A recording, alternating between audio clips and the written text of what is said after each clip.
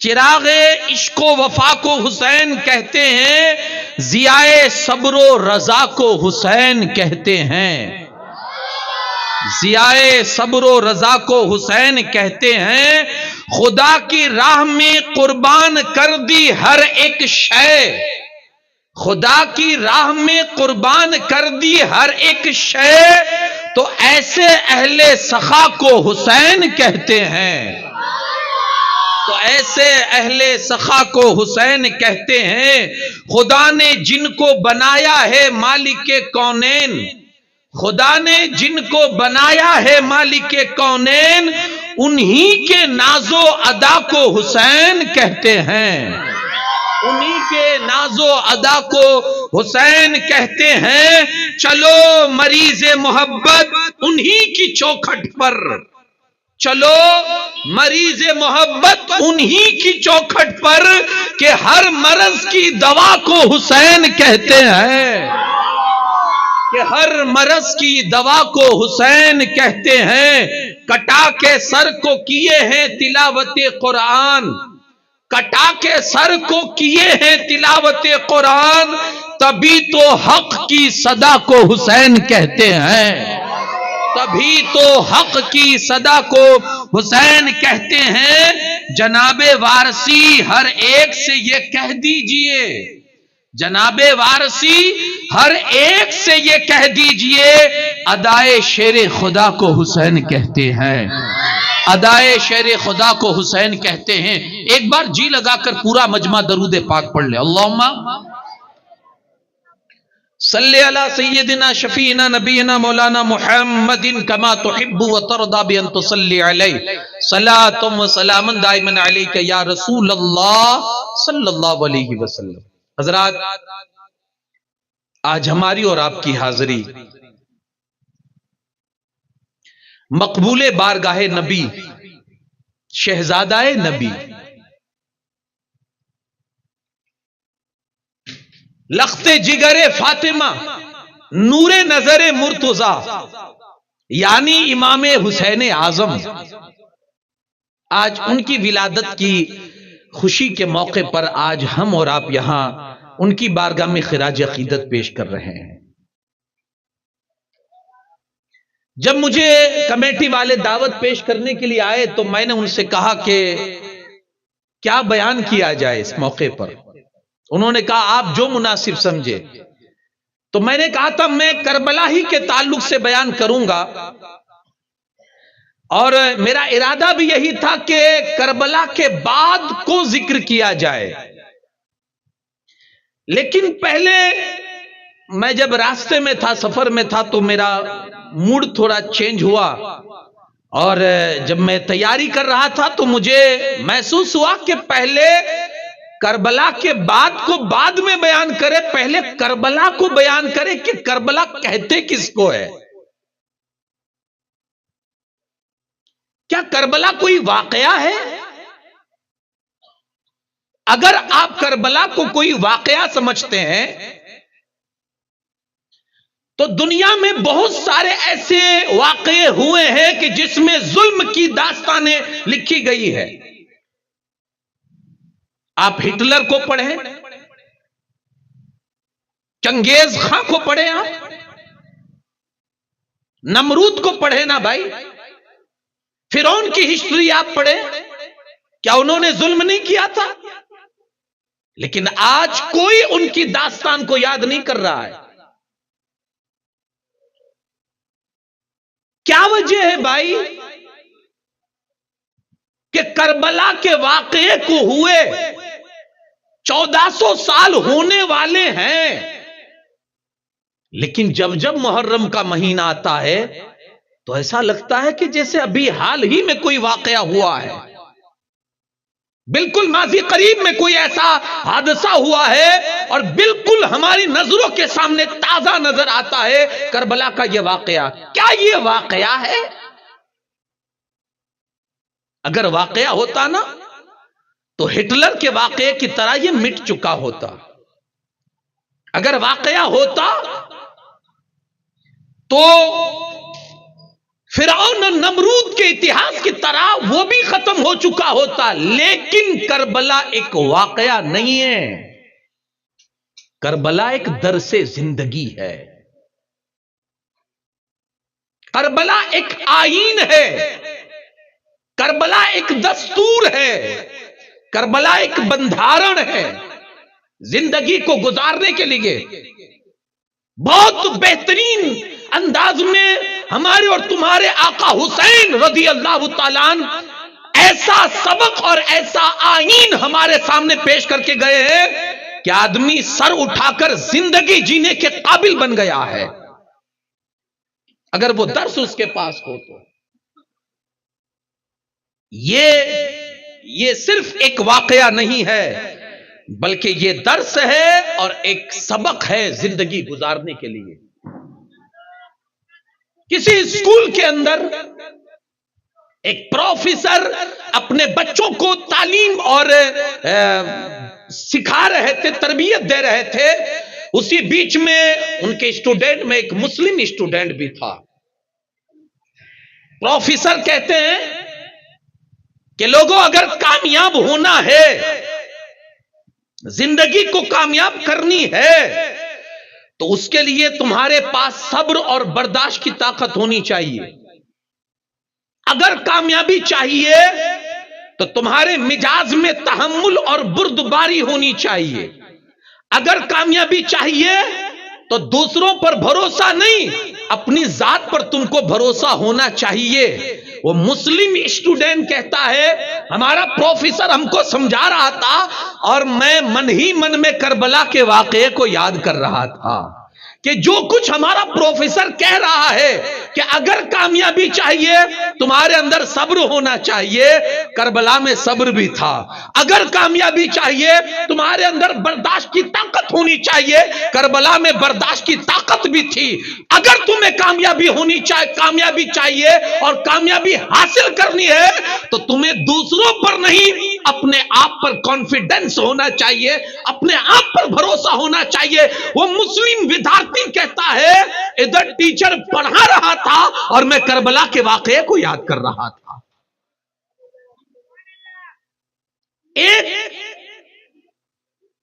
ایک پروفیسر یہ سمجھا رہا ہے کامیاب ہونا ہے تو تمہیں خود پر اعتماد ہونا چاہیے، صبر تمہاری زندگی میں ہونا چاہیے۔ امام حسین نے لکھ کر نہیں بتایا لیکن کر کے بتا دیا، وہ کر کے گئے، صبر خود کر کے گئے، بھوک خود برداشت کر کے گئے۔ ایک مفکر نے لکھا ہے کہ زندگی میں کامیاب ہونے کے 3 اصول ہے، یاد رکھو۔ اگر تمہیں کامیابی چاہیے، زندگی میں کامیاب ہونے کے 3 اصول ہے۔ ایک، بھوک برداشت کرنے کی طاقت تمہارے اندر ہونی چاہیے اگر کامیاب ہونا ہے۔ دوسرا کہا انتظار تمہارے اندر اس کی بھی طاقت ہونی چاہیے، انتظار قتل سے بھی زیادہ سخت ہے۔ تیسری چیز کہا سوچنے سمجھنے کی صلاحیت بھی تمہارے اندر ہونی چاہیے۔ اب تھوڑا ڈیپ میں جائیں اور اس کو سمجھے تینوں اصول کو، تاکہ آپ کو کربلا سمجھ میں آئے کہ کربلا کیا ہے۔ ہم 10 دن کی جو کربلا مناتے ہیں نا، یہ آپ یہ سمجھیے کہ کربلا کے ساتھ ہم کھلواڑ کرتے ہیں۔ صحیح میں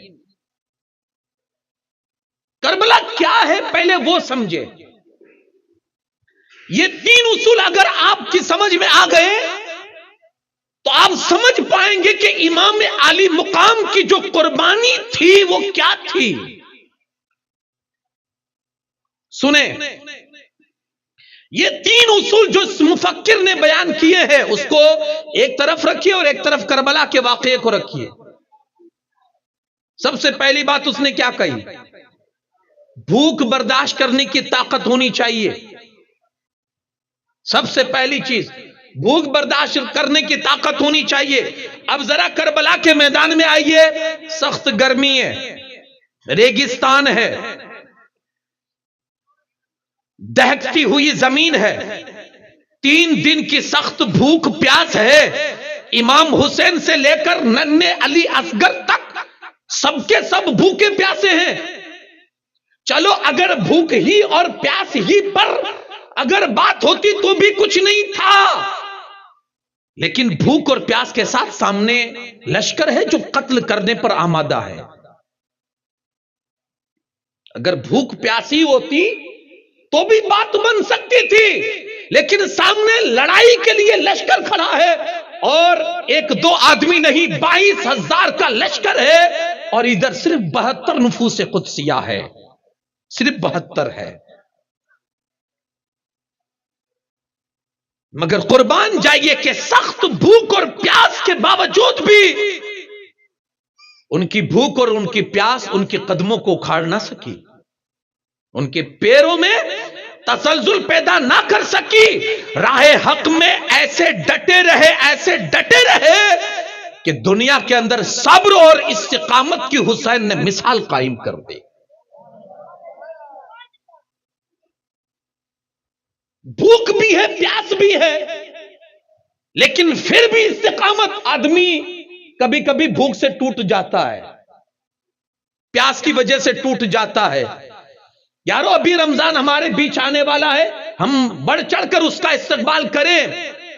ذرا سوچے تو صحیح، ان لوگوں کا حال کیا ہوگا جو یہ کہتے ہیں کہ ہم بھوک پیاس برداشت نہیں کر سکتے، ہم سے یہ بھوکا رہنا برداشت نہیں ہوتا۔ وہ سوچے امام حسین کی زندگی کو، کہ امام حسین سے لے کر 55 سال سے لے کر 6 ماہ تک سب کے سب بھوکے پیاسے ہیں۔ کربلا یہ ہے، یہ ہماری سمجھ میں نہیں آئے گی، کیونکہ ہمیں یہ موقع نہیں آیا ہماری زندگی میں کہ ہم 3 دن تک بھوکے پیاسے رہے اور دشمن ہمارے سامنے کھڑا ہو اور ہمیں مارنے کے در پہ ہو۔ یہ کربلا ہماری سمجھ میں نہیں آئے گی۔ دوسری مفکر بات کہتا ہے، کامیابی کے لیے انتظار ضروری ہے، یعنی جو بندہ کامیابی چاہتا ہو وہ صبر سے کام لے، اطمینان سے کام لے، درست وقت کا انتظار کرے، کسی لمحے کے لیے بے صبری نہ دکھائے۔ اور یہ بات بھی امام حسین کی پاکیزہ سیرت میں ہم کو نظر آتی ہے۔ آپ پر اتنے مصیبتوں کے پہاڑ ٹوٹتے ہیں مگر صبر اور استقامت کے اندر ذرہ برابر بھی کمی نہیں آتی ہے، ذرہ برابر بھی۔ تیسری بات مفکر کہتا ہے کہ اگر کامیابی چاہتے ہو تو اس کے لیے ضروری ہے سوچنے سمجھنے کی صلاحیت تمہارے پاس ہونی چاہیے، یعنی کیسا ہی کٹھن وقت آئے تمہارے اندر یہ طاقت ہونی چاہیے کہ تم صحیح فیصلہ لے سکو، صحیح فیصلہ۔ اور یہ امام حسین کی ذات کو آپ کربلا کے اندر دیکھیے، کتنا بڑا وقت ہے یار۔ گھر میں ایک بچہ مر جاتا ہے نا، لوگ اس کے باپ کو جا کر پوچھتے ہیں دفن ودھی کب کرنی ہے، کیا کرنا ہے، اس کا دماغ بالکل آؤٹ ہے، وہ سمجھنے کی صلاحیت کھو چکا ہے۔ لوگ کہتے ہیں اس کو رہنے دو، بچے کے صدمے نے اس کو بالکل نڈال کر دیا، اس کو رہنے دو، وہ نہیں بتا پائے گا۔ ہم لوگ طے کر لیتے، ہم لوگ فکس کر لیتے کہ کب جنازہ نکالا جائے، کب اس کو تدفین کی جائے، یہ ہم کر لیتے، کیونکہ وہ اپنے میں نہیں، وہ کیا بتائے گا۔ کتنا بھی کٹھن وقت آئے آدمی کے اندر سوچنے سمجھنے کی صلاحیت ہونی چاہیے اگر اس کو کامیاب ہونا ہے۔ اب آئیے ذرا کربلا میں آ کر امام حسین، کتنا کٹھن وقت تھا، پہلے یہ آپ دیکھیں کتنا کٹھن وقت تھا۔ اپنے ہاتھوں سے علی اصغر کو لا رہے ہیں، گلا چھیدا ہوا ہے، خون کے فوارے اڑ رہے ہیں۔ یار بہت سارے ایسے یہاں باپ بیٹھے ہوں گے اور بہت ساری ایسی مائیں بیٹھی ہوں گی جو اپنے بیٹے کے ہاتھ میں سوئی نہیں دیکھ سکتی ہے۔ میرے آقا حسین نے ہاتھ میں علی اصغر ہے، 6 مہینے کا علی اصغر ہے، 6 مہینے کا، گلا کٹا ہوا ہے، گلا کٹا ہوا ہے، اور صبر کے ایسے پہاڑ بنے ہوئے ہیں، اور سوچنے سمجھنے کی اتنی قوت ان کے اندر ہے کہ ایک قدم بھی آپ نہیں دیکھو گے کہ امام حسین نے کربلا کے میدان میں اللہ اس کے رسول کے خلاف ایک قدم بھی اٹھایا ہو۔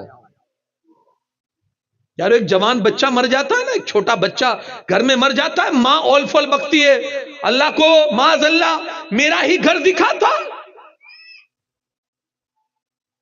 اس بچے نے کیا بگاڑا تھا؟ معاذ اللہ ایسی ایسی کفری باتیں بول دیتی ہے ماں، باپ نہ جانے کس اس میں چلا جاتا ہے، خبط الحواس ہو جاتا ہے، اور نہ جانے کس خیالوں میں چلا جاتا ہے، جو بولنا چاہتا ہے وہ بول دیتا ہے۔ لیکن یارو کربلا کا وہ میدان ہے جس میں میرے آقا حسین نے 18 سال کے نوجوان کو بھی اپنے بازوؤں میں اٹھایا تھا، اپنے ہاتھ سے اٹھایا تھا۔ پوچھو کسی باپ سے کہ جس نے 18 سال لگائے ہو اپنے نوجوان بیٹے کو جوان کرنے کے لیے، پوچھو اس باپ سے کہ جب جوان بچے کا جنازہ اٹھاتا ہے تو کیا محسوس کرتا ہے؟ تو کسی نے کہا تھا نا، یہ نہ پوچھو کیا بچتا ہے، کیا کیا ٹوٹ جاتا ہے۔ کسی کا کسی پر سے جب بھروسہ ٹوٹ جاتا ہے، اس درد کو ایک باپ سے بہتر کوئی نہ سمجھے گا۔ جواں بیٹا گزر جائے تو کاندھا ٹوٹ جاتا ہے۔ پوچھے کوئی اس باپ سے جس کا جوان بیٹا مر چکا ہو۔ لیکن اس کے باوجود بھی سوچنے سمجھنے کی صلاحیت آپ دیکھیں کربلا کے میدان میں، اپنے ہاتھوں سے اپنے باپ اپنے بھائی کے بیٹے کو اٹھا کر لا رہے ہیں، اپنے ہاتھوں سے اپنی فوج کے علمبردار کو اپنے ہاتھوں سے اٹھا کر لا رہے ہیں، جو جس کے گھوڑے سے گرتے ہوئے امام حسین نے کہا تھا جب آواز لگائی عباس علمبردار نے، بھائی سنبھالو بھائی سنبھالو۔ امام حسین کی نظر جیسے ہی عباس علمبردار پر پڑتی ہے، کہتے ہائے اب تو میری کمر ٹوٹ گئی، اب تو میری کمر ٹوٹ گئی۔ اس عباس کو بھی حسین نے سنبھالا ہے۔ ایک منظر تھا سامنے، لوگ کسی بڑی اسپتال میں جاتے ہیں، کینسر ہاسپٹل میں یا کوئی بہت بڑی سول ہاسپٹل میں جاتے ہیں جہاں روزانہ کئی ڈیڈ باڈی باہر آتی ہے، لوگ باہر نکل کر دعا کرتے ہیں اللہ اس جگہ کو کسی کو نہ دکھائے، دشمن کو بھی یہ جگہ نہ دکھائے جہاں اتنی لاشیں دیکھنے کو ملتی ہو، اور جہاں اتنی لاشیں دیکھنی پڑتی ہو اللہ دشمن کو بھی ایسی جگہ نہ دکھائے۔ تھوڑا تو منظر کا آپ نظارہ دیکھیں اور تھوڑا تو آپ سوچیں کہ کیسا منظر رہا ہوگا۔ نظروں کے سامنے حسین کے ایک طرف سگا بیٹا پڑا ہوا ہے، ایک طرف ننھا علی اصغر پڑا ہوا ہے، ایک طرف حضرت قاسم کی جوانی پر رکھی ہوئی ہے، اور ایک طرف علی اکبر کا جوان لاشا کربلا کی تپتی ہوئی ریت پر رکھا ہوا ہے، اور ایسے عالم میں بھی میرا حسین صبر کر رہا ہے، ایسے عالم میں بھی صبر کر رہا ہے۔ کہا جب مصیبت کڑا وقت ہوتا ہے نا انسان پر، تو اس کی سوچنے سمجھنے کی صلاحیت ختم ہو جاتی ہے، وہ زیادہ سوچ نہیں سکتا ہے، وہ صحیح فیصلہ نہیں لے سکتا ہے۔ لیکن آؤ کربلا میں میرے آقا حسین کو دیکھو، اتنا کٹھن وقت ہے، اتنی بڑی مصیبت ہے کہ اگر پہاڑ بھی ہوتا تو شاید ہٹ جاتا، لیکن میرا حسین ڈٹا ہوا ہے اور اتنی مصیبت کے باوجود بھی صحیح فیصلے لے رہا ہے۔ مفکر کہتا ہے اگر کامیاب ہونا ہے تو کٹھن سمے میں بھی تمہارے اندر سوچنے سمجھنے کی صلاحیت اچھی ہونی چاہیے، اور یہ صلاحیت میرے آقا حسین کے اندر کربلا کے میدان میں تھی۔ اب بتائیے کہ کتنی بڑی کامیابی میرے آقا حسین نے حاصل کی ہے، کتنی بڑی کامیابی اس مفکر کے اعتبار سے۔ یہ صرف ایک واقعہ نہیں ہے جس کو ہم نے ایک واقعہ سمجھا ہے۔ ایک غیر مسلم کہتا ہے کہ میں زندگی کے اس دور میں تھا جب مجھے بہت ستایا جا رہا تھا، 20 سال تک مجھے جیل میں رکھا گیا، میں تھک گیا، کیونکہ آدمی کی ایک لیمٹ ہوتی ہے نا، تکلیف برداشت کرنے کی بھی ایک لیمٹ ہوتی ہے۔ آپ نے دیکھا ہوگا کئی لوگ سوسائڈ کر لیتے ہیں بیماری برداشت نہ کرنے کی وجہ سے، کہ یار اب یہ بیماری جھیلی نہیں جاتی ہے۔ کتنی بیماری لوگوں کو سوسائڈ کرتے ہوئے بھی آپ نے سنا ہوگا کہ بیماری میں تھک گیا اس لیے سوسائڈ کر لیا ہے، پریشانیوں میں آدمی تھک جاتا ہے، آخری راستہ اس کے پاس سوسائڈ کا ہوتا ہے اور سوسائڈ کر لیتا ہے۔ اللہ اکبر۔ لیکن میرے آقا حسین کی زندگی آپ دیکھیں، اللہ اکبر، اتنی مصیبتوں کے باوجود بھی کیسا کردار اپنایا تھا آقا حسین نے. وہ غیر مسلم کہتا ہے 20 سال تک مجھے جیل میں رکھا گیا. ایک وقت وہ آیا کہ میں تھک گیا اور میں نے سوچا چلو کل جا کر ظالم کے سامنے جھک جائیں اور اپنی غلطی کا اعتراف کر لیں یا اپنے آپ کو جھکا دے. اسی بیچ میں میری نظر پڑی کربلا کے واقعے پر. میں نے جب حسین کے واقعے کو پڑھنا شروع کیا نا تو جان میں جان آ گئی, ایک ہمت آ گئی. ہاں یارو, جب ایسا کوئی مسئلہ آئے آپ کے سامنے, کربلا کی تاریخ پڑھو, کیونکہ یہ واقعہ نہیں ہے, یہ مردہ دلوں کے اندر زندگی پیدا کرنے کا ایک درس ہے. پڑھو کبھی کربلا کو آپ. تو یہ ایک تاریخ نہیں ہے, یہ ایک واقعہ نہیں ہے صرف, بلکہ یہ زندگی گزارنے کا صحیح معنوں میں یہ درس ہے, یہ سبق ہے جو آقا حسین کی زندگی سے ہم کو ملتا ہے. اب یہاں رک کر میں یہ بات عرض کروں کہ آقا حسین کا جو آپ یزید کے سامنے جو کھڑے ہوئے تھے, وجہ کیا تھی؟ کوئی ذاتی دشمنی تھی؟ اگر یزید نمازی ہوتا, متبع سنت ہوتا, حضور کی شریعت کا پیروکار ہوتا, گنہگار نہ ہوتا, فاسق نہ ہوتا, زانی نہ ہوتا, شرابی نہ ہوتا, اگر یہ برائیاں اس کے اندر نہ ہوتی تو شاید امام علی مقام کبھی اس کے سامنے کھڑے نہ ہوتے, بلکہ اس کے ہاتھ پر بیعت کر لیتے.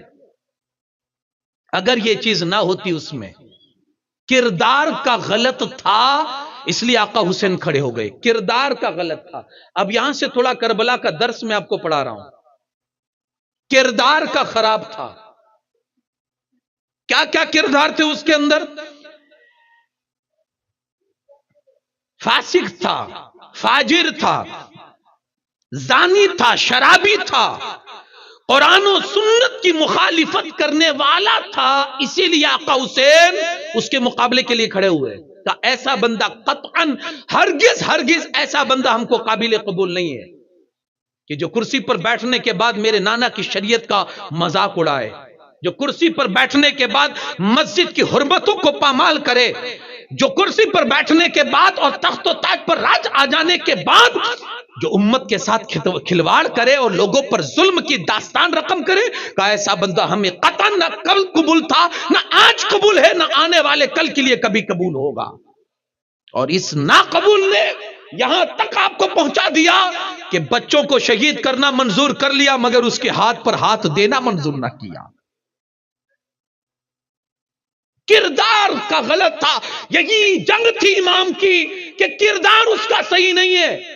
یہی جنگ تھی امام کی, کردار صحیح نہیں ہے. اب سب سے بڑی جو اس کے اندر برائی تھی وہ یہ کہ یزید سنت کو بدلنے والا تھا, سنت کو بدل رہا تھا. وہ اللہ کے رسول صلی اللہ علیہ وسلم نے ایک حدیث میں فرمایا, میری سنت کو بدلنے والا پہلا شخص بنو امیہ کا ہوگا جس کا نام ہوگا یزید. سنت کو بدل رہا تھا یہ. دوسری برائی جو اس کے اندر تھی, 7 برائیاں امام حسین نے گنائی اس کی, 7 برائیاں. پہلے میں یہ آپ کو بتا دوں ساری برائیاں اور پھر اپنے اصل ٹاپک پر میں آؤں گا. امام حسین نے, آپ دیکھ رہے تھے اور اس کے حالات, چونکہ امام حسین رضی اللہ تعالیٰ جب مولا کائنات علی شیر خدا کرم اللہ تعالی وجہ الکریم کی جب خلافت کا دور تھا تب آپ کوفہ رہتے تھے. مولا کائنات کی شہادت کے بعد امام حسن مجتبی جب خلافت کے امور پر جب فائز ہوئے تب بھی آپ کوفہ میں تھے. اس کے بعد جب امام حسن مجتبی نے جب صلح کر لی حضرت امیر معاویہ سے تو کچھ دن وہاں بھی رہے تھے دونوں بھائی ملک شام کے اندر. بعد میں پھر مدینہ پاک تشریف لائے تھے. یزید کے سارے حالات آپ نے دیکھے تھے اپنی ماتھے کی آنکھوں سے. وہ کیسا ہے, اس کا کردار کیسا ہے, اس کا کیریکٹر کیسا ہے, اس کے اندر عادت و اطوار کیسی ہے, وہ سب کچھ امام حسین جانتے تھے. اس لیے آپ نے ہاتھ پر ہاتھ دینے کی بات سے آپ نے انکار کر دیا. یہ کبھی نہیں ہو سکتا ہے اور قطعاً میں یہ ہرگز نہیں کر سکتا ہوں کہ ایسے ظالم اور فاسق اور فاجر انسان کے ہاتھ پر میں ہاتھ دے دوں. کہا یہ قطعاً کبھی نہیں ہو سکتا ہے. حضرت مفتی نعیم الدین مراد آبادی لکھتے ہیں کہ جب امام علی مقام کے سامنے یزید کی بیعت کا سوال آیا کہ آپ بیعت قبول کیجئے، امام نے کہا ہرگز نہیں۔ کیوں؟ کیونکہ وہ فاسق ہے، شراب کا عادی ہے، شراب بار بار پیتا ہے، عادت ہے اس کی، بھلا میں ایسے آدمی کی میں بیعت کیسے کر سکتا ہوں؟ ہرگز نہیں ہو سکتا ہے۔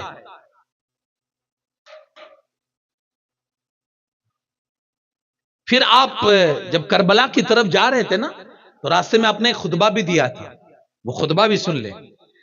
ایک مقام پر امام پاک نے یزیدی لشکر کے سامنے خطبہ دیتے ہوئے ارشاد فرمایا، اے لوگو، رسول پاک صلی اللہ علیہ وسلم نے فرمایا، بے شک جو ایسے حاکم کو دیکھے جو ظلم کرتا ہو، اللہ کی حرام کی ہوئی چیزوں کو حلال کرتا ہو، اللہ پاک کا وعدہ توڑتا ہو، سنت کی مخالفت کرتا ہو، لوگوں میں گناہوں اور ظلم زیادتی کو رواج دیتا ہو، دیکھنے والا اگر یہ سب کچھ دیکھتے ہوئے بھی اس کا ہاتھ نہ روکے یا اس کو زبان سے برا نہ کہے، یہ سب کچھ دیکھنے کے باوجود لوگ خاموش رہیں، تو اے لوگوں سن لو، اے لوگوں سن لو، اگر یہ سب کچھ ہوتے ہوئے بھی لوگ اس کا کچھ نہ اس کے بارے میں بولے، اس کے خلاف کچھ نہ بولے، تو ان یزیدیوں کی، بے شک ان یزیدیوں نے شیطان کی اطاعت کو لازم کر لیا ہے، اب وہ شیطان کے راستے پر چل رہے۔ امام حسین کہتے ہیں یہ سب کچھ ہوتے ہوئے اگر وہ کرتے، وہ شیطان اور اللہ کی اطاعت کو اس نے چھوڑ دیا ہے، لوگوں میں فساد پھیلا دیا ہے، اللہ پاک کی حدود کو پامال کیا ہے، اللہ کی حرام کی ہوئی چیزوں کو حلال اور حلال کی ہوئی چیزوں کو حرام قرار دیا ہے۔ میں اس بات کا زیادہ حق رکھتا ہوں کہ ایسے ظالم کے حق پر میں کبھی بھی بیعت نہ کروں۔ یہ بھی کربلا جاتے ہوئے امام نے یہ خطبہ دیا تھا یزیدیوں کے سامنے۔ ابھی میں یہ ساری چیزیں کربلا، اس کے بعد انشاءاللہ میں کربلا کا جو بعد کا منظر ہے وہ بھی میں آپ کے سامنے بیان کروں گا۔ میں تھوڑا معذرت بھی چاہوں گا اگر تھوڑا وقت زیادہ ہو جائے تو آج انشاءاللہ میں کوشش کروں گا کہ مختصراً آپ کو کربلا کا پورا منظر سمجھا کے جاؤں کہ بعد تک کیا ہوا۔ اور ایک چیز یاد رکھنا، ظلم کبھی بھی ہوگا، ظلم کہیں بھی ہوگا، ظالم کا انت آنا ہی ہے، کیونکہ کہنے والے نے صحیح کہا ہے، ظلم کی ٹہنی کبھی پھلتی نہیں، ناؤ کاغذ کی کبھی چلتی نہیں۔ قدرت کا ایک قانون ہے، ایک نظام ہے، وہ کہیں نہ کہیں پکڑ میں آ ہی جاتا ہے جو لوگوں پر ظلم کرتا ہے۔ آپ دیکھیں ظلم کرنے والوں کا انجام کیا ہوا۔ ہاں، جو کٹے تھے، جو شہید ہوئے تھے، آج بھی وہ زندہ ہے، اور جو زندہ تھے آج ان کی نسلوں کا بھی پتہ نہیں ہے۔ امام علی مقام نے 7 عادتیں گنائی۔ یزید فاسق تھا، ایک۔ دوسری، یزید شرابی تھا، یزید ظالم تھا، یزید اللہ کی اطاعت کو چھوڑ کر شیطان کی پیروی کرنے والا تھا، یزید فساد پھیلانے والا تھا، یزید اللہ کی حدود کو توڑنے والا تھا، یزید حلال کی ہوئی چیزوں کو حرام اور حرام کی ہوئی چیزوں کو حلال کرتا تھا۔ کربلا کے واقعے کے بعد آپ دیکھیے نا، مدینے پاک میں اس نے کیسا ہنگامہ برپا کیا تھا۔ 700 صحابہ کو شہید کیا تھا، 700، اور کل ملا کر تابعین وغیرہ کو جو اگر شمار کرتے 10,000 لوگوں کو اس نے شہید کیا تھا، اور 3 دن رات اس نے مدینہ کی عورتوں کو اپنے لشکر والوں کے لیے حلال کر دیا۔ اللہ کی حرام کی ہوئی چیزوں کو حلال کرتا تھا۔ اب آپ دیکھیں ذرا، فاسق کس کو کہتے؟ یزید فاسق تھا۔ تھوڑا میں جھنجھوڑوں اپنے آپ کو، ہم کو۔ یزید فاسق تھا۔ فاسق کس کو کہتے ہیں؟ جو کھلم کھلا گناہ کرے، میں کسی کے ہاتھ نہیں اٹھواؤں گا۔ ہم کھلم کھلا گناہ کرتے ہیں یا نہیں؟ اگر کرتے ہیں تو پھر اس زبان سے اپنے آپ کو حسینی کہنا یہ بہت غلط ہو جائے گا، اور بہت اس کا جواب دینا امام حسین کو بھاری پڑ جائے گا۔ فاسق کہتے ہیں اس کو جو کھلم کھلا گناہ کرے۔ ہم کیا کر رہے ہیں؟ یزید ظالم تھا، ظالم۔ ظلم صرف یہی نہیں ہے کہ آپ کسی کو تلوار سے کاٹ دو یہ ظلم ہو گیا، نہیں، اپنے بھائی کا حق مارنا بھی ظلم ہے، کسی پر غلط طریقے سے دادا گیری کرنا یہ بھی ظلم ہے، کسی کو نظریں دکھا کر ڈرا دھمکا کر رکھنا یہ بھی ظلم ہے، کسی کا حق دبا لینا یہ بھی ظلم ہے، کسی کو غلط طریقے سے تماچا مار دینا یہ بھی ظلم ہے۔ ظلم صرف یہ نہیں کہ تلوار سے کسی کو کاٹ دیا یہی ظلم ہوگا، نہیں، یہ سب کچھ ظلم کی فہرست میں آتا ہے۔ یزید ظالم تھا، اگر یہ چیز آج کسی کے اندر ہے تو وہ بھی ظالم ہوگا، اور اگر وہ ظالم ہے اور پھر وہ یا حسین کا نعرہ لگاتا ہے تو وہ اپنے اوپر بھی ظلم کرتا ہے، اور جہاں کھڑا ہے ان لوگوں پر بھی وہ ظلم کرتا ہے۔ حسینی ہو، ظلم سے باز آ جاؤ اگر آپ حسینی ہو تو، کیونکہ میرے آقا حسین ظلم کے خلاف کھڑے ہوئے تھے کہ میرے ہوتے ہوئے میں ظلم کو کبھی برداشت نہیں کروں گا۔ اگر آپ حسینی بننا چاہتے ہو، پیور حسینی بننا چاہتے ہو، آپ کو ظلم سے دور ہونا ہوگا، آپ کو ظلم کی مخالفت کرنی ہوگی، آپ کو ظلم کا بائیکاٹ کرنا ہوگا۔ امام حسین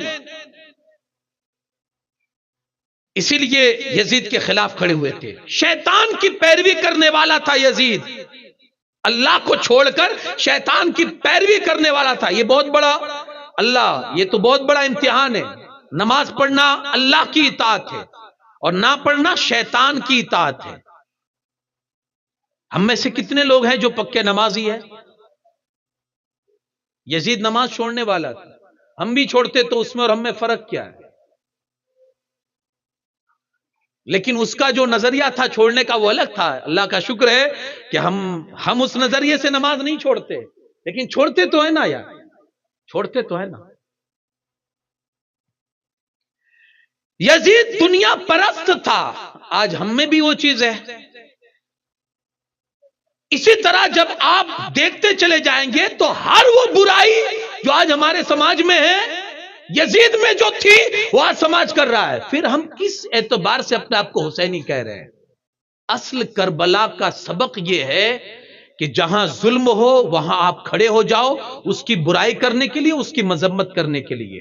ظالم کا ساتھ کبھی نہ دو، یہ بھی آپ کا حسینی ہونے کو پروف کرے گا کہ آپ ظالم کے ساتھ کبھی کھڑے نہیں ہوگے۔ نہ کلم کلا گناہ کرو، نہ یہ۔ اب میں یہاں رک کر تھوڑا آپ سے پوچھوں کہ آج جو کچھ بھی ہم کرتے ہیں امام حسین کے نام پر، ہم نے کہاں سے سیکھا؟ اچھا، میرے ایک سوال کا آپ جواب دیجئے اور سچے دل سے جواب دیجئے گا۔ ہمارا اسلام ہم کو کہاں سے ملا اور ابھی ہمارا اسلام کہاں ہے؟ ہمارا دین، ہمارا مذہب ابھی کہاں ہے؟ کتابوں میں۔ کہاں ہے؟ کتابوں میں، قرآن میں، حدیث میں۔ اچھا، آپ جو کچھ بھی کرتے ہیں امام حسین کی محبت میں، آپ نے کبھی قرآن میں پڑھا کچھ؟ آپ نے حدیث میں پڑھا؟ نہیں پڑھا۔ دین تو کتابوں میں، آپ نے پڑھا نہیں تو آپ نے کسی سے سنا ہوگا تبھی آپ کر رہے ہیں، کسی کو کرتے دیکھا ہوگا تبھی آپ کر رہے ہیں۔ جو کچھ بھی آپ کر رہے ہیں برائی، جو کچھ بھی کر رہے ہیں، جو اسلام میں منع ہے اس کی میں بات کر رہا ہوں۔ جو اسلام میں منع ہو، میں ہر چیز کی بات نہیں کرتا ہوں۔ بہت سارے لوگ محرم شریف میں بھی بہت کچھ نیکیاں کرتے ہیں امام حسین کی محبت میں، میرا اس سے کوئی مطلب ان کو کوئی رکاوٹ ان کے بیچ میں نہیں ہے یا ان کی مخالفت کوئی نہیں، وہ کرتے ہیں، سبحان اللہ۔ اللہ ان کو مزید توفیق عطا فرمائے کہ امام حسین کی محبت میں اور بڑھ چڑھ کر حصہ لے اور بڑھ چڑھ کے کرے۔ لیکن جو غلط چیز ہے شریعت میں، جس کو اللہ رسول نے منع کیا ہے، وہ آپ نے کہاں سے سیکھا؟ اسلام تو کتابوں میں ہے، اسلام تو دین میں۔ آپ نے اگر کتاب سے پڑھ کر آپ کر رہے ہو، سبحان اللہ۔ آپ نے قرآن میں پڑھا، آپ نے حدیث میں پڑھا، سبحان اللہ۔ اگر آپ نہیں پڑھتے ہو تو آپ نے کسی سے سنا ہوگا جو کتاب پڑھنے والا ہے، یا کتاب پڑھنے والے کو دیکھا ہوگا۔ اگر آپ نے کتاب پڑھنے والے کو اور کتاب پڑھ کر بیان کرنے والے کو ایسا کرتے ہوئے نہیں تو آپ نے کہاں سے یہ چیز دیکھی؟ کہاں سے یہ چیز لی؟ آپ کہیں گے فلانے کو دیکھا، تو ایسے دیکھنے کا نام تو دین نہیں ہے نا۔ دین تو کتابوں میں ہے بھائی۔ آپ نے کبھی کتاب پڑھی نہیں، اچھا جس سے آپ نے سیکھا ہے اس نے کتاب پڑھی ہے کبھی؟ آپ فٹ سے کہہ دے تو غریب نواز نے کیا تھا، آپ فرد سے کہہ دے تو خواجہ صاحب نے کیا ہے، آپ فرد سے کہہ دے تو فلاں بزرگ داتا گنج بخش ہجویری کرتے تھے، آپ نے تو کہہ دیا، کہاں سے سنا؟ میرے دوست نے مجھ سے کہا ہے، وہ دوست نے کہاں سے سنا؟ آپ جب کڑی تک پہنچو گے تو آگے جا کر وہ کڑی ٹوٹ جائے گی، کیونکہ کتاب پڑھ کر جو کہے گا وہی پرفیکٹ کہے گا، کیونکہ دین کتاب میں ہے، کسی کے جیب میں نہیں ہے، کسی کے من میں نہیں ہے کہ وہ اپنے من سے دین کو بیان کرے۔ تو ہم دیکھیں نا بھائی کہ کوئی بھی چیز ہم کریں دین پڑھ کے کریں کہ یہ دین میں ہے ہم کریں، دین میں نہیں ہے تو پھر آپ کہاں سے کر رہے ہیں؟ کسی کی مخالفت نہیں، آپ پڑھیے، آپ کوئی بھی کام کیجیے، دین میں ہو کیجیے، دین میں نہیں ہے آپ کتاب دیکھیں کہ کتاب میں ہے یا نہیں۔ چونکہ میں اکثر یہ چیز کہتا ہوں کہ آج اگر ان کی محبت میں کوئی بھی چیز کریں گے نا، یاد رکھنا کل قیامت کے دن امام حسین کے سامنے کھڑا ہونا بھاری پڑ جائے گا، کھڑا ہونا بھاری پڑ جائے گا۔ میں آگے آپ کو بتاؤں گا، کربلا میں جو لوگ امام حسین کو قتل کرنے میں شامل تھے نا، ان کا تو حشر برا ہوا، ان کا تو انجام برا ہوا، جو دیکھنے والے تھے نا وہ بھی نہیں بچے، دیکھنے والے بھی نہیں، آگے چل کے میں بتاؤں، دیکھنے والے بھی نہیں بچے۔ کہا تو وہاں کھڑا تو تھا نا، تو نے بچایا کیوں نہیں؟ اور اگر تجھے موقع ملتا تو تو بھی جاتا۔ یہ ساری چیزیں میں آگے چل کے آپ کو بتاؤں گا۔ یہ اب تھوڑا آئیں اور اس کی طرف کہ کربلا کے بعد کیا ہوا۔ امام علی مقام آپ نے سنا کس کے خلاف کھڑے ہوئے تھے؟ یزید کے کردار کے خلاف، لیکن وہ نہیں مانا، وہ ہٹ دھرمی پر آ گیا۔ انجام کہاں تک پہنچا کہ اس نے امام علی مقام کے کنبے تک کو شہید کر دیا، یہاں تک کہ اخیر میں امام علی مقام کو بھی شہید کر دیا۔ جب شہید کیا نا تو خیمے لوٹے گئے، عزت دار گھرانے کی عزت دار خاتونوں کے دوپٹے لوٹ لیے گئے۔ حد تو یہ تھی کہ جس خیموں میں آپ نے پناہ لی تھی نا اہل بیت کے قافلے نے، وہ خیمے بھی جلا دیے۔ تو کسی نے کہا تھا نا، جس نے بچایا خلق کو دوزخ کی آگ سے، افسوس اس کی آل کے خیمے بھی جل گئے، خیمے جلا دیے۔ بالکل ننگے آسمان کے نیچے بیٹھے ہوئے پورا قافلہ، اور اس میں وہ بیمار بھی ہے جس کے ہاتھ پیر میں بیڑیاں پڑی ہوئی ہے اور جس میں چلنے کی سکت نہیں ہے۔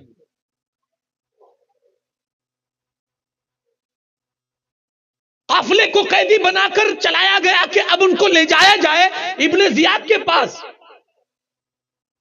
سیدہ زینب حضرت امام زین العابدین کو لے کر آگے چل رہی تھی۔ امام حسین کے لاش مبارک کے سامنے جب سیدہ زینب پہنچتی ہے، ایک چیخ نکل جاتی ہے اور سیدھا پکارتی ہے اپنے نانا جان کو، یا رسول اللہ، یہ دیکھیں آپ کا حسین یہاں پڑا ہوا ہے، جس کے ہاتھ بھی اس کے تن سے جدا کر دیے گئے،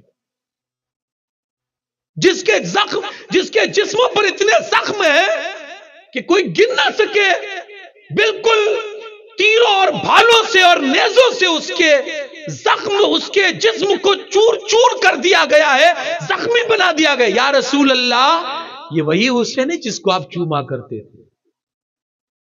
لوگوں نے دیکھا، جب سیدہ نے جب دہائی دینی شروع کی نا تو دشمنوں کی آنکھوں میں بھی آنسو آ گئے۔ قافلے کو آگے بڑھایا گیا اور آگے بڑھاتے ہوئے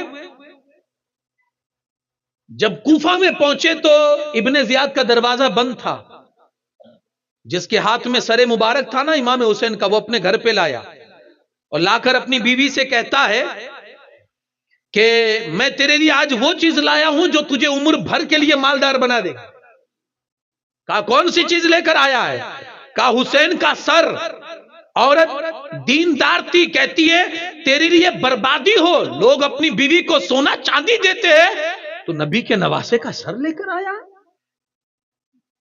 تاریخ بتاتی ہے اس عورت نے اسی وقت قسم کھائی اور کہتی ہے اللہ کی قسم کھا کر کہتی ہوں آج سے تیرا اور میرا کوئی رشتہ نہیں ہے، اور آج سے میں تیرے ساتھ کبھی زندگی میں نہیں رہوں گی۔ یہ کہہ کر وہ عورت وہاں سے نکل گئی۔ اللہ اکبر۔ وہ کہتا ہے کہ رات بھر میں نے دیکھا، رات بھر، کہ ایک نور کی لڑی ہے جو آسمان سے امام حسین کے سر مبارک تک ہے۔ ایک لڑی ہے نور کی، جیسے آسمان سے ایک نور ہے جو امام حسین کے سر مبارک پر برس رہا ہے۔ صبح ہوئی، ابن زیاد کے پاس سر لایا گیا، اس کے در و دیوار سے خون بہنے لگا قدرتی طور پر، اس کے در و دیوار سے کوفہ کے اندر قدرتی طور پر خون بہنے لگا۔ وہ شقی ہاتھ میں چھڑی تھی، امام حسین کے دندانے مبارک جو دانت مبارک تھے اس پر چھڑی سے ٹچ کرنے لگا اور کہا ایسے خوبصورت دانت میں نے کبھی نہیں دیکھے ہیں۔ حضرت زید بن ارقم اسی مجلس میں تشریف رکھتے تھے، فرماتے نادان چھڑی ہٹا لے، کیونکہ میں نے مدتوں رسول اللہ کو دیکھا ہے وہ انہی ہونٹوں کو چوما کرتے تھے، انہی ہونٹوں کو چوما کرتے تھے، ہٹا لے۔ یہ کہہ کر رونے لگے۔ وہ خبیث بولا تمہیں رونا نصیب ہو، تم روتے ہی رہو زندگی بھر، اور اگر تم سٹیا نہ گئے ہوتے تو میں تمہاری گردن اڑا دیتا۔ یہ اٹھ کر کھڑے ہو گئے اور کہا اے مردودو سن لو، تم نے فاطمہ کے بیٹے کو قتل کیا اور مرجانہ کے بیٹے کو، مرجانہ کے جنے ہوئے کو تم نے اپنا حاکم بنایا، آج سے تم غلام ہو گئے، خدا کی قسم تمہارے اچھوں کو مار دیا جائے گا اور جو بچیں گے ان کو غلام بنا لیا جائے گا۔ یہ کہہ کر حضرت زید بن ارقم وہاں سے چلے گئے۔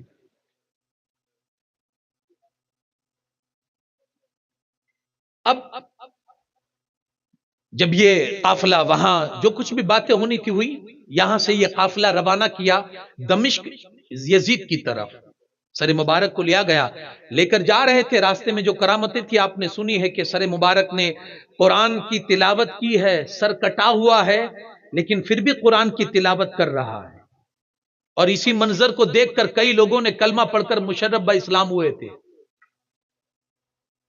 آج حیرت یہ ہے کہ جس آقا حسین نے کٹے ہوئے سر کے ساتھ قرآن کو نہیں چھوڑا، آج ہم تندرست حالت میں اور درست حالت میں بھی آج قرآن سے ہمارا کوئی ناتا نہیں ہے۔ تو پھر کربلا کو کیا سمجھا؟ تو پھر کربلا کو کیا سمجھا؟ قرآن جب سے ہاتھ سے گیا ہے نا، ہاتھ میں دوسری چیزوں نے قبضہ جمایا ہے، اور اسی وقت سے منظر ہمارے معاشرے کا اور ہماری سوسائٹی کا بدلا ہے۔ جس بچی اور بچوں کے ہاتھ میں قرآن ہونا چاہیے تھا، آج ان کے ہاتھ میں موبائل ہے، لیپ ٹاپ ہے، ٹیبلٹ ہے، اور آج اسی موبائل اور لیپ ٹاپ اور ٹیبلٹ کی برائی نے آج ہمارے معاشرے کی عورتوں اور بچیوں کو کہاں تک پہنچایا ہے آپ کو معلوم ہے؟ یہ کیوں نہیں پڑھتی ہے سیدہ زینب کی زندگی کو اگر یہ کربلا سننے کی شوقین ہے تو؟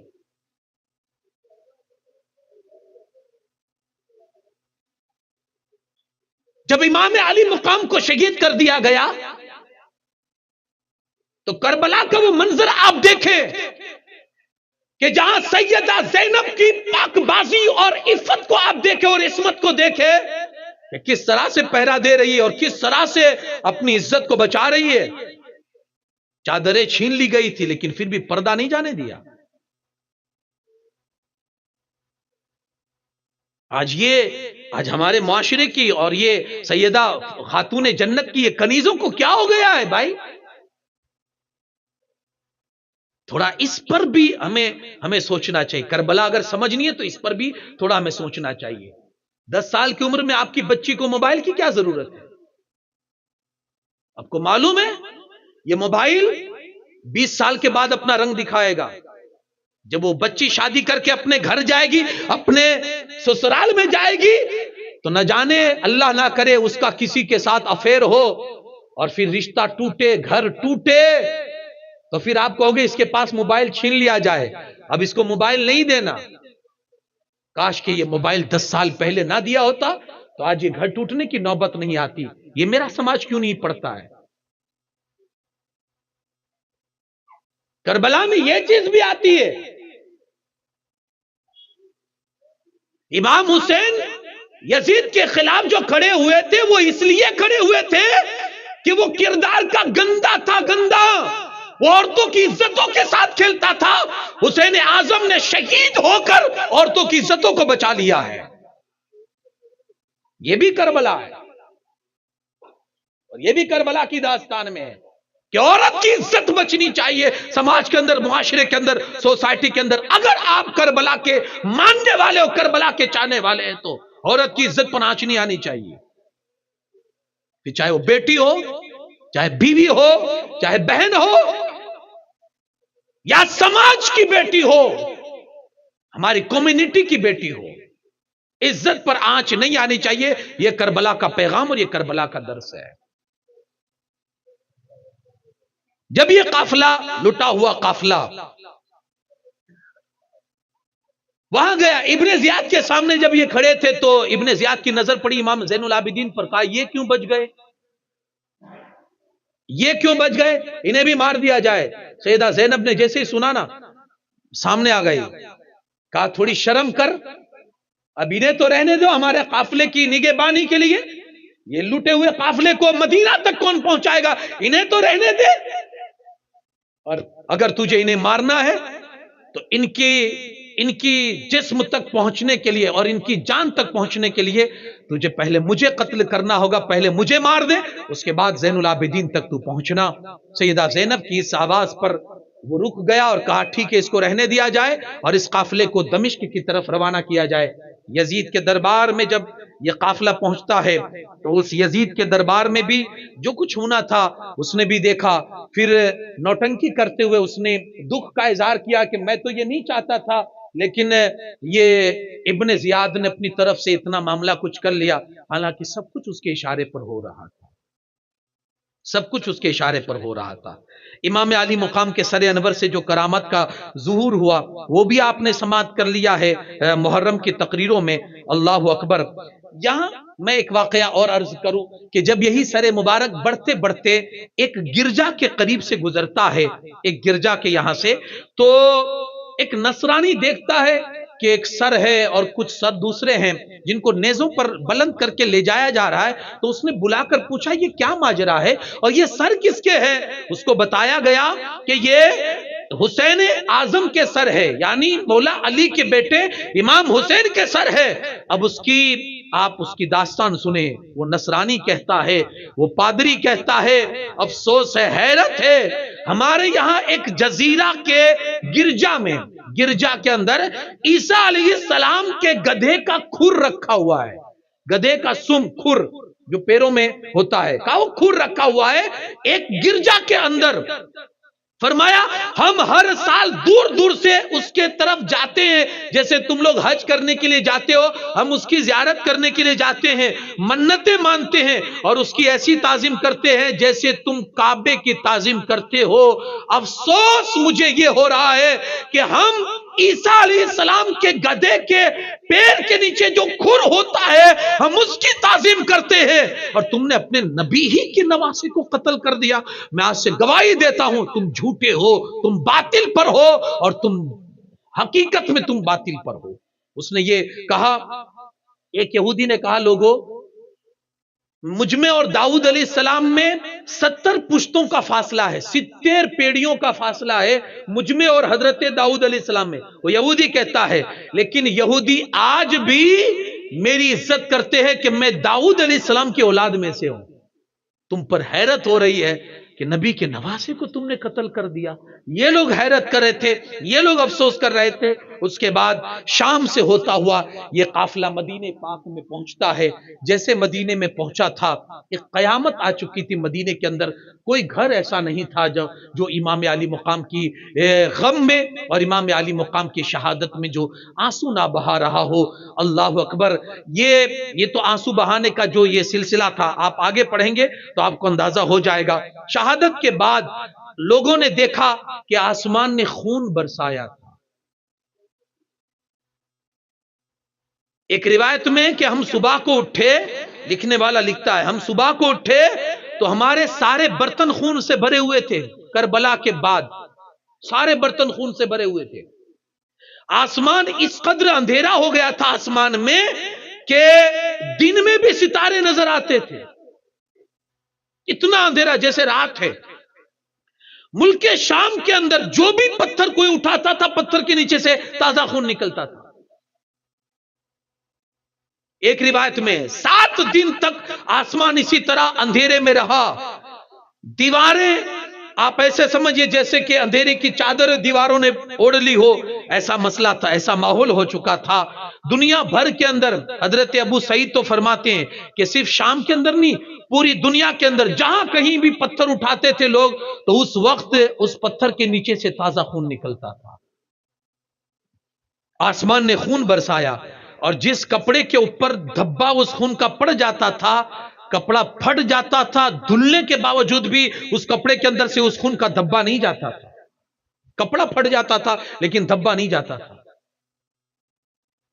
علماء فرماتے ہیں یہ تیز سرخی جو شفق کے ساتھ دکھائی دیتی ہے, آپ کبھی کبھی دیکھتے ہوں گے آسمان کے اندر کناروں کے اوپر ایک لال لکیر کھینچی ہوئی رہتی ہے.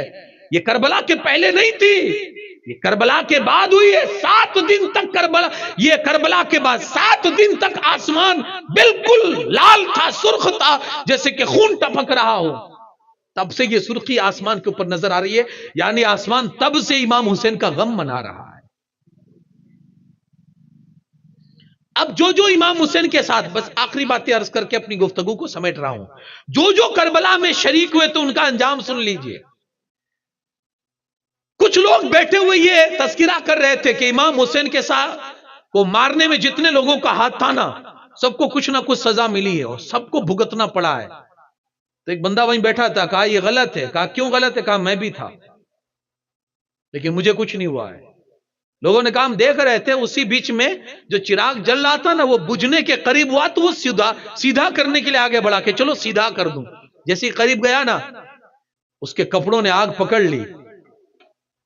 آگ پکڑی تو چیختا ہوا چلاتا ہوا لوگوں نے بہت کوشش کی کہ آگ کو بجھا پائیں, لیکن ہاں قدرت کی لاٹھی جب پڑتی ہے, ہاں بہت لوگوں نے کوشش کی کہ بجھا پائے, یہاں تک کہ وہ دوڑتا ہوا گیا اور جا کر نہر فرات میں کود گیا کہ بجھ جائے, لیکن پانی میں جانے کے باوجود بھی آگ نہ بجھی اور وہاں اس کو جلا کر آگ نے, جب تک وہ جلا نہیں آگ اس کے بدن پر چلتی رہی.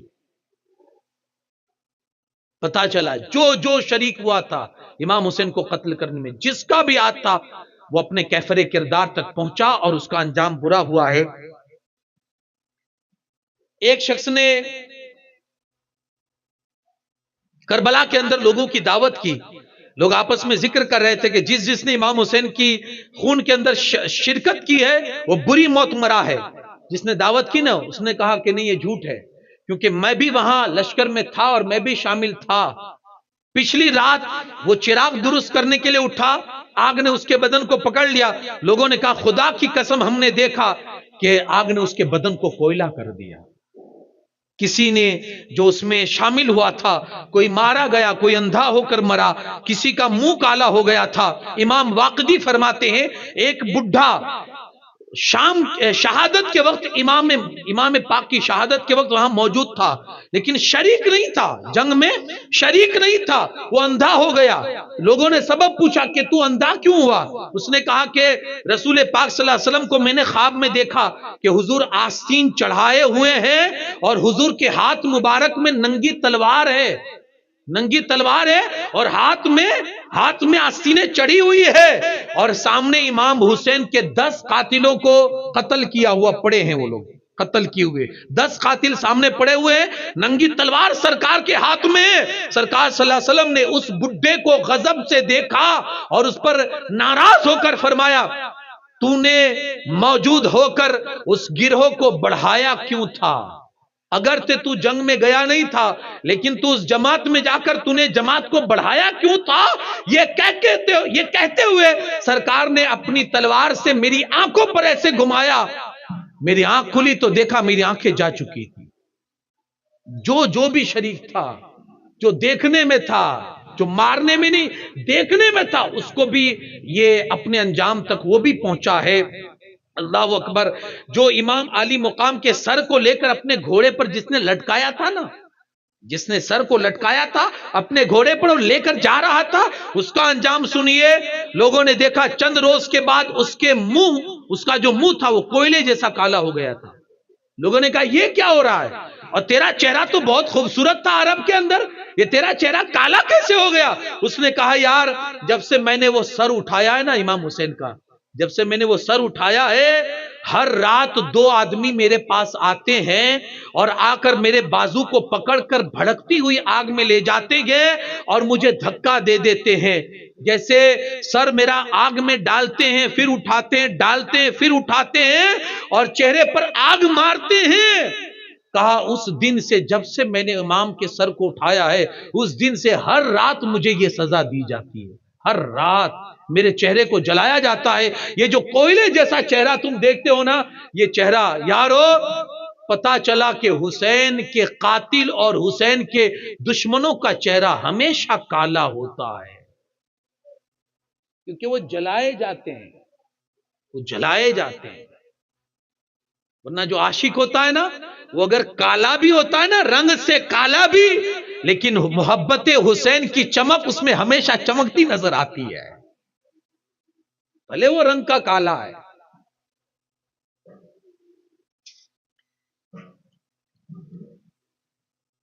حاکم نے روایت کی ہے، سرکار صلی اللہ علیہ وسلم نے سے حضرت جبرائیل نے عرض کی، اللہ تعالیٰ فرماتا ہے میں نے یحییٰ بن زکریا کے بدلے میں 70,000 کو قتل کروایا، کہا حسین کے بدلے 70,000 ڈبل مرتبہ، یعنی 1,40,000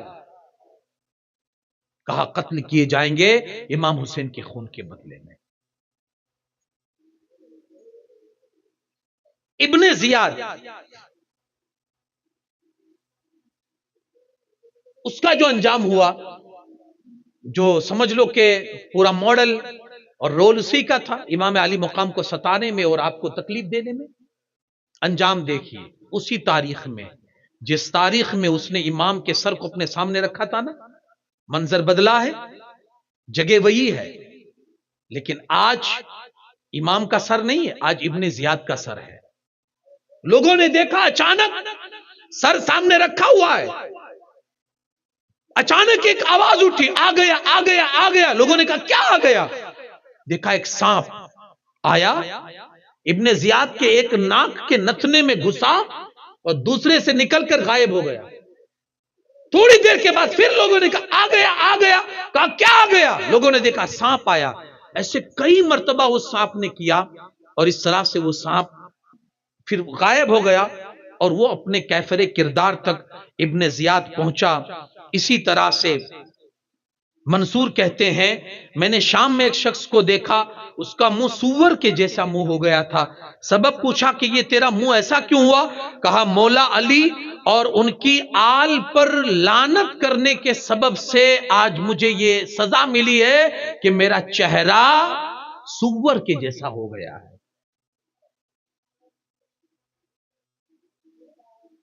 جس نے بھی اس میں حصہ لیا تھا، جس نے بھی، وہ اپنے کیفر کردار تک پہنچا۔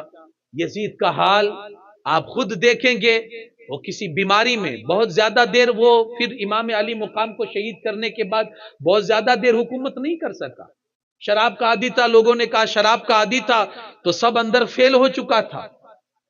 اور کچھ لوگ یہ بھی بتاتے ہیں اس کے موت کا کارن کہ وہ کسی عورت پر فدا ہو گیا تھا، نصرانی عورت تھی، اس نے اپنے باپ سے کہا کہ یہ بار بار مجھے پریشان کرتا ہے، تو کہا بیٹا تو ایک کام کر، اس کے چنگل میں کبھی مت آنا، کیونکہ جو اپنے نبی کے نواسے کا نہ ہوا ہو وہ بیٹا تیرا کیسے ہو سکتا ہے؟ تو کہا ابا اس سے چھٹکارے کا راستہ کیا ہو سکتا ہے؟ تو اس نے راستہ بتایا، اس کو کسی بہانے سے بلا اور بلانے کے بعد اس کو شراب پلا، اور جب شراب کے نشے میں وہ مست ہو جائے تو خنجر سے وار کر کے اس کا کام ہمیشہ کے لیے تمام کر دے۔ اس عورت نے ایسے ہی کیا اور لاش جنگل میں پھینک دی۔ وہ لوگوں سے کہہ کر گیا تھا اپنے وزیروں سے کہ میں شکار کرنے کے لیے جا رہا ہوں۔ جب کئی دن ہو گئے لوگوں کو نہ ملا یزید، لوگ تلاش کرنے کے نکلے کہ کہاں گیا ہے، تو دیکھا اس کی لاش سڑ رہی تھی۔ آج بھی بتاتے ہیں لوگ کہ جہاں کوڑا پھینکا جاتا ہے نا، کچرا، وہیں اس کی قبر بنی ہوئی ہے اور اسی جگہ پر آج کچڑا پھینکا جا رہا ہے. گویا کہ آج بھی قدرت بتا رہی ہے اس کو کہ حسین کے قاتلوں کا انجام کیا ہے. اور یقیناً یارو اگر ظلم کی داستان آج بھی اگر کوئی رقم کرتا ہے اور اگر ظلم کرنے کے لیے کھڑا ہوتا ہے تو اس کا انجام یہی ہوگا جو یزید کا اور ابن زیاد کا یا کربلا میں امام کے مد مقابل آنے والوں کا جو انجام ہوا ہے. یاد رکھنا اللہ کریم قرآن مجید میں فرماتا ہے ان قریب جان جائیں گے ظلم کرنے والے کہ وہ اپنے کس انجام تک پہنچتے ہیں. کربلا کو سمجھیں، کربلا کیا ہے. مختصراً انداز میں نے لیکن آپ کو مکمل کربلا آپ کو سمجھائی کہ کربلا ایکچول میں کیا ہے، کربلا کا پیغام کیا ہے. آپ اگر امام حسین کی سچی محبت اور سچی عشق میں اگر کوئی بھی چیز کرتے ہیں، پہلے آپ کتاب پڑھیے کیونکہ دین کتابوں میں ہے. اور آپ ادھر ادھر مت دیکھیے یہ کر رہا ہے وہ کر رہا ہے یہ کر رہا ہے. میں آپ کو ایسا آدمی دکھا رہا ہوں اس کی زندگی آپ دیکھیں، اگر اس نے کیا ہے تو آپ کیجئے. وہ کس کی زندگی جانتے ہیں آپ؟ جس نے اپنے ماتھے کی آنکھوں سے کربلا کا منظر دیکھا ہے اور وہ ذات ہے امام زین العابدین. 40 سال زندہ رہے کربلا کے بعد، 40 سال. کسی نے ہنستے ہوئے نہیں دیکھا، کسی نے ہنستے ہوئے نہیں دیکھا. جب سامنے کھانا آتا تھا تو روتے تھے. لوگ کہتے حضور آپ روتے کیوں ہیں؟ کہا اسی کھانے کے لیے میرے بھائیوں کو ترسایا گیا تھا. کبھی زندگی میں ٹھنڈا پانی نہیں پیا کربلا کے بعد. آپ اتہاس پڑھیے کہ دنیا میں سب سے زیادہ رونے والے کون تھے، تو ان رونے والے میں آپ کو امام زین العابدین بھی نظر آئیں گے. آج اگر امام حسین کا چاہنے والا محرم کے موقع پر اگر کود کود کر ہنستا ہو اور ڈانس کر کر کے محرم کا جشن مناتا ہو تو کیا جواب دے گا امام زین العابدین کو، جو کربلا کے بعد 40 سال زندہ رہے کبھی نہیں ہنسے؟ کہا میری ہنسی غائب ہو گئی تھی اور تو ہر محرم میں ہنستا تھا. آج نہیں ہنستے ہمارے بھائی، پھر کون سا یہ غم مناتے ہیں؟ تھوڑا آپ دیکھیں کہ مجھے اور آپ کے دوستوں کو اور آپ کے گاؤں آپ کی سوسائٹی کے کسی ممبر کو آپ کو جواب نہیں دینا ہے. جس کی محبت میں کھڑے ہوتے ہو نا، ایک نہ ایک دن آپ کو اسی امام حسین کے سامنے کھڑا ہو کر جواب دینا ہے. کربلا کے بعد امام زین العابدین نے کیا کیا ہے وہ آپ پڑھو. یہ کسی کے سننے سے نہیں، خود پڑھو کہ کیا کیا ہے اور اس کے بعد اسی روش پہ چلو. کیونکہ کربلا کو جس نے ماتھے کی آنکھوں سے دیکھا ہے وہ 40 سال کربلا کے بعد زندہ رہے تھے اور وہ امام زین العابدین تھے. دشمنوں کے ساتھ کیسا سلوک تھا ان کا. کسی جگہ آپ کھانا تقسیم کر رہے تھے، ایک شامی بھوک لگی تھی، بھوکا پیاسا تھا، تو کہا چلو یار مل جائے گا. میں بھی کھانا لائن میں لگ گیا، اس کو بھی کھانا لینے کے دیکھا یار یہ تو امام زین العابدین ہے. چونک گیا، کہا جاؤں گا اور دھتکار دیں گے تو مار کے نکال دیں گے، کیونکہ میں بھی تو ان کو مارنے والوں میں تھا، میں بھی تو ستانے والوں میں تھا. میں سامنے گیا، میں نے پلیٹ بڑھائی، مجھے کھانا دے دیا گیا. میں نے کہا حضور مجھے جانتے ہیں؟ کہا تجھے کون بھول سکتا ہے، میں تجھے بھولوں گا؟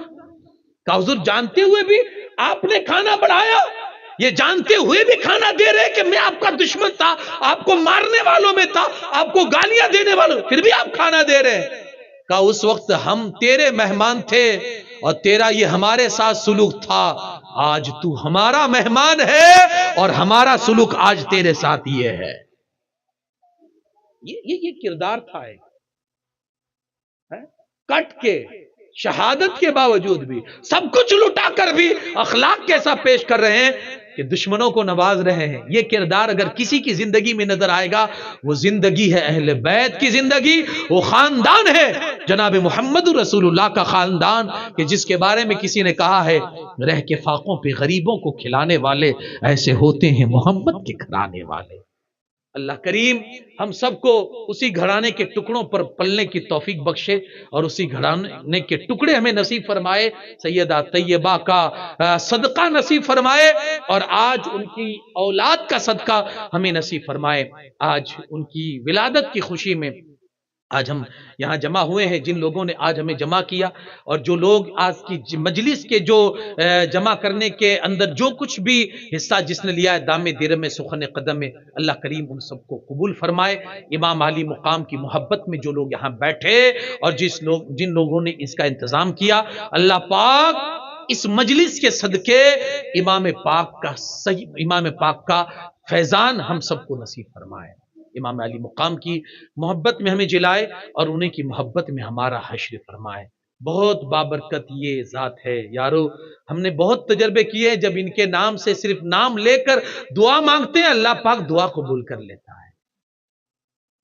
مانگو، بہت بہت برکت والا نام ہے یہ، بہت برکت والا۔ اللہ پاک ان کی برکتیں ہمیں مرنے تک، مرنے کے بعد قبر میں اور حشر میں بھی ان کی برکتوں سے ہم کو مالا مال فرمائے، اور ان کا روزہ دیکھنا نصیب فرمائے تاکہ وہاں کی بھی برکتوں سے ہمیں مالا مال فرمائے۔ انشاءاللہ العزیز یہ وہ بھی دن آئے گا کہ ہم ان کے مزار اقدس کے سامنے ہوں گے اور ہاتھ اٹھا کر دعا کر رہے ہوں گے، اللہ ان کے صدقوں پر ہمیں زندگی گزارنے کی توفیق بخشے۔ آج کی ہماری مجلس کو قبول فرمائے، جو کچھ میں نے بیان کیا اس پر مجھے اور ہم سب کو عمل کی توفیق عطا فرمائے۔ وما علینا الا البلاغ المبین۔